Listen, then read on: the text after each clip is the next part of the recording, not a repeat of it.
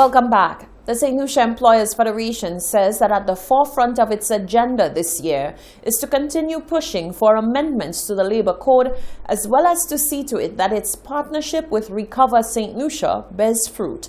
Genevieve Gonzague reports. The advent of COVID-19 brought a myriad of challenges that forced employers to engage in more creative ways to retain staff or remain afloat during the peak of the pandemic. The executive director of the Employers Federation, Goretti Paul, has asked that employers remember that though one challenge may be done, there are others that will rear their heads, and it is important to be prepared. We're now facing a new set of challenges, but I think that we are now better prepared for what's ahead. And so we encourage our members to continue to be creative in terms of how they change their operations to survive in the new normal, and continue to ensure that there is compliance to the labor laws. We remain available to all of our members to provide them with the guidance and the support that they need to ensure compliance, because that is critical and that is something that we definitely always encourage. She says at the forefront of the agenda for the Federation is additional agitation for the implementation of the changes to the Labor Code. The conversation about the amendments to the Labor Code has been going on for a while, and so we're hoping that that is one of the things that can be completed very early this year, because we've already commenced the discussions about the changes. So it's just a matter of completing that process, and we're really looking forward to seeing that happen very early this year, so we can get the clarity that we need going forward. Paul explained that the Federation will also be engaging in more training for both its membership as well as other interested employers. She says they will also be keeping its commitment to working with the Recover St. Lucia initiative that has already begun reaping fruit. We are very eager to see more persons become employed and to see the unemployment rate decrease. So as part of this initiative, our career enhancement program is going to be rolled out. We've already started with the first cohort of persons who are undergoing training, and we will see more. She explained that under Recover St. Lucia, many more projects will be rolled out. Reporting for Hot 7 News, I am Genevieve Gonzague. Past students of the St. Mary's College have reached out to students at the school who are in need of devices for online studies. The class of 93 made the donation of mobile devices to be used by students most in need. We get the details in this report. A special presentation took place at the St. Mary's College on Tuesday as students who graduated almost 3 decades ago came back to say thanks in a tangible way. We are successful because St. Mary's College, SMC, made us successful.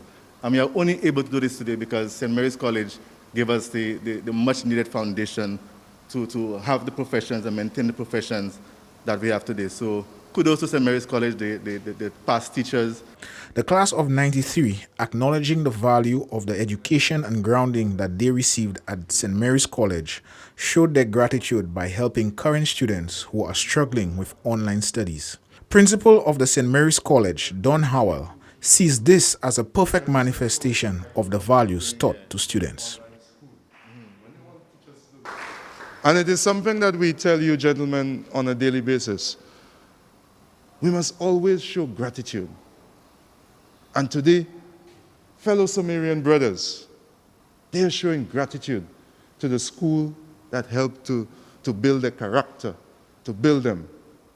Mr. Howell was appreciative of the help from the class of 93 and drew attention to the many needs of some students whose parents are facing trying times as a result of COVID-19.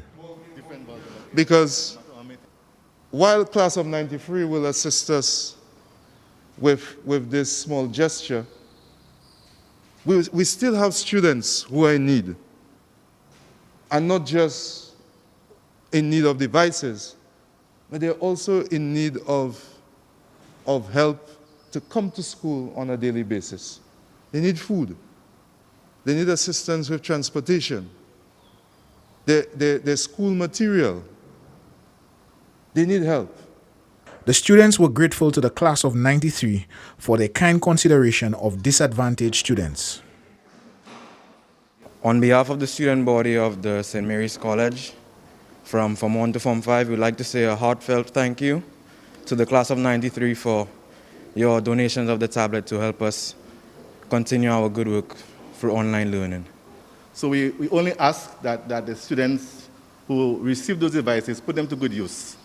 Don't stray. I know there's a temptation to stray because you're not supervised at home as you are in class, but put them to good use, and that will make us the effort worth our while. The class of 93 has promised to return with even more support during this school year. The National Workers' Union is in celebratory mode this Wednesday as they share the happy news of the ascension of one of their own.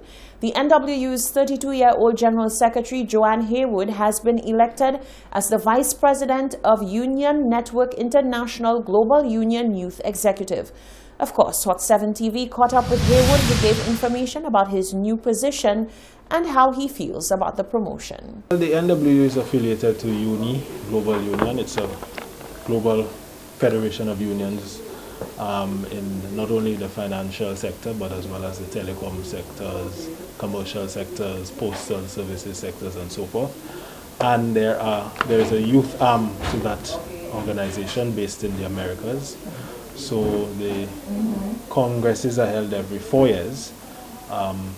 The last congress was held in December, but it had to be held virtually because of the COVID-19 pandemic, otherwise it would have been in Brazil. And on that executive, which was selected for the period 2020 to 2024, I was elected as a vice president, among other 3 vice presidents for the Americas. Haywood spoke about the process that brought him to where he is today and how he plans to undertake his new duties. It's a position that we will use as best as we can in terms of pushing youth and young workers forward in terms of educational programs, trying to see what sort of programs we could probably liaise with the uni and see what we can implement locally, and see as best as possible how we could try to rope in a lot more young people into the whole trade union activity going forward. I have been affiliated in terms of some of the committees that UNI has had over the last several years. So I have been around since 2000 and I believe 16, 17. So essentially it's just more or less a continuation of whatever work that we have started in terms of organizing, mobilizing, and so forth at that particular level. The NWU is an affiliate of UNI Global Union, which is based in Switzerland. Stay with us after the break, the weather report.